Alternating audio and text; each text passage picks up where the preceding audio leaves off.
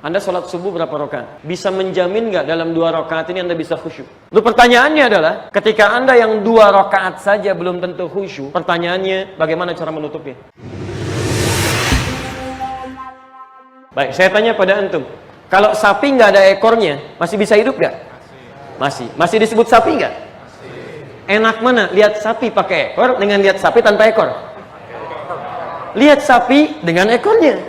Maka kenapa ekor disebut dengan nafilah? Karena tambahan ekor ini juga memberikan kelengkapan kepada sapi yang dimaksudkan. Seakan-akan kalau nggak ada ekornya nggak enak ngelihatnya gitu.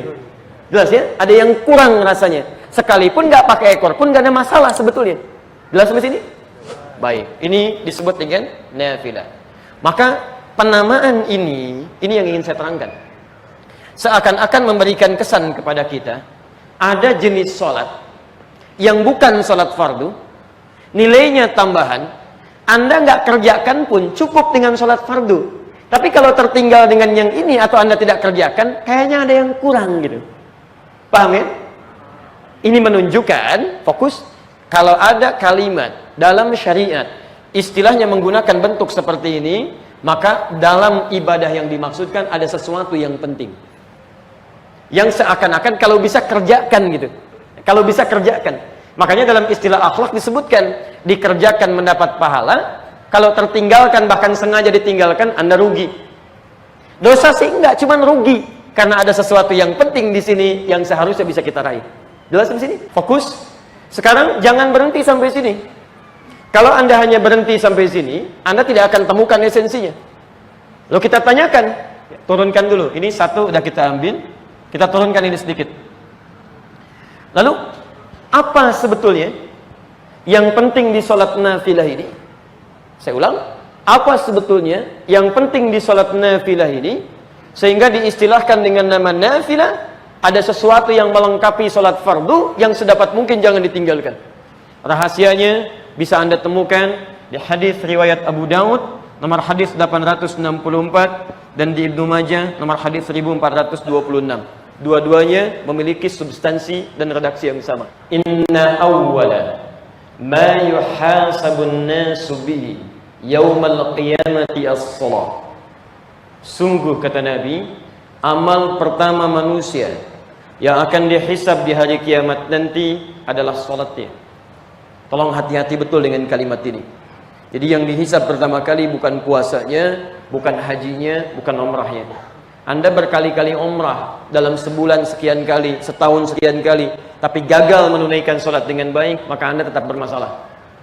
Di pertama, Nabi menyampaikan amal pertama yang akan dihisab itu sholatnya. Fayaqulu Rabbuna Jalla wa'ala, maka berfirman Allah subhanahu wa ta'ala li malaikati, kepada para malaikatnya, wallahu a'lam, disebutkan dalam redaksi wallahu a'lam seperti apa nanti firmannya. Tapi Nabi meneruskan, lihat kalimatnya. Unzuru ila salati abdi. Perhatikanlah salat hambaku. Lihat kalimatnya, perhatikanlah salat hambaku. Idza atammaha am naqasaha. Apakah disempurnakan olehnya atau kurang dia dalam menunaikannya? Jadi ada yang menunaikan salat-salatnya dengan baik, ada yang menunaikan salatnya kurang khusyuk dalam mengerjakannya. Ini yang dimaksudkan sholat fardu. Jadi yang 5 waktu itu, ada yang benar-benar mengerjakannya dengan khusyuk, tidak sedikit yang tidak khusyuk dalam mengerjakannya. Kalau dalam bahasa Nabi, bahkan ada orang yang ketika sholat, mohon maaf, sampai tidak sadar berapa rakaat sedang menunaikan sholatnya. Ada di antaranya. Nah sekarang perhatikan.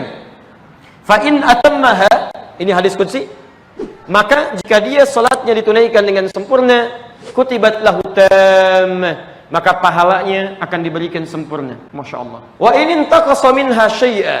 Tapi kalau ada yang kurang-kurang dari salat fardunya itu, ini poin. Ada yang kurang sempurna dari penunaian salat fardunya sehingga tidak mendapatkan pahala yang sempurna, maka perhatikan. Faqala, maka Allah berfirman kepada para malaikatnya, Unzuru hal min abdi tatawwu. Unzuru hal min abdi tatawwu. Dalam bahasa yang lain, unzuru hal lahu min tatawwu. Perhatikanlah apakah selain salat fardu ini dia pernah mengerjakan juga salat tatawwu. Lihat, istilah kedua selain nafilah, salat selain salat fardu di hadis ini disebut dengan tatawwu. Ketika diminta, lihatlah apakah di hambaku ini pernah mengerjakan salat tatawwu? Yang dimaksud salat tatawwu ini nama lain dari nafilah. Nama lain dari nafilah. Maka jika dia pernah mengerjakannya, salat nafilah ini yang disebut dengan tatawwu tadi, maka diperintahkan oleh Allah Subhanahu wa taala, tambahkan ala fardhatihi, zid ala fardhatihi, tambahkan, sempurnakan kepada salat fardu yang ia telah tunaikan itu min tatawwu'ihi. Di antara manfaatnya langsung disampaikan di hadis qudsi, diterangkan oleh Rasulullah SAW. Di antara manfaat salat nafilah ini, manfaat pertamanya adalah satu, menyempurnakan kekurangan yang pernah dilakukan dalam salat fardu. Karena itulah kenapa disebut dengan nafilah, tambahan dari pelengkap yang pokok, yang seakan-akan kalau tidak dikerjakan rugi Anda di situ. Apa rahasianya? Jawaban dari Nabi sallallahu alaihi wasallam salah satunya adalah karena pahala salat nafilah ini nanti akan dijadikan oleh Allah Subhanahu wa taala sebagai penyempurna pahala salat fardu kita yang kurang. Anda salat subuh berapa rakaat? 2. Baik. Subuh 2 rakaat. Ini yang paling minim. Saya mau tanya, bisa menjamin nggak dalam 2 rakaat ini Anda bisa khusyuk? Belum tentu. Rakaat pertama bisa iya. Rakaat kedua bisa muncul sesuatu yang mengganggu kekhusyuan Anda. Apa saja bisa terjadi. Lalu pertanyaannya adalah, ketika Anda yang 2 rakaat saja belum tentu khusyuk, apalagi yang 3 rakaat seperti maghrib, 4 rakaat seperti isya, seperti zuhur, seperti asar. Pertanyaannya, bagaimana cara menutupnya? Sekarang Allah Subhanahu wa taala, Nabi sallallahu alaihi wasallam diterangkan kemudian menawarkan satu amalan langsung yang jika Anda mengerjakannya, maka ini akan menutup kekurangan-kekurangan dari pahala salat fardu kita. Inilah alasannya kenapa disebut dengan nafilah. Maka orang yang punya kesempatan mengerjakannya tapi meninggalkannya, maka rugi dia. Jelas di sini? Baik. Jadi ini kenapa disebut dengan nafilah, dan ini diantara rahasianya. Paham? Saya simpulkan teman-teman sekalian, nama salatnya selain salat fardu disebut dengan apa? Nafilah. Berarti tambahan pada yang pokok yang melengkapi sesuatu yang kurang. Dipilih nafilah untuk memberikan kesan bahwa salat ini sekalipun nilainya bukan termasuk fardu, tapi begitu penting seakan-akan kalau ditinggalkan rugi kita tidak mendapatkan bagiannya.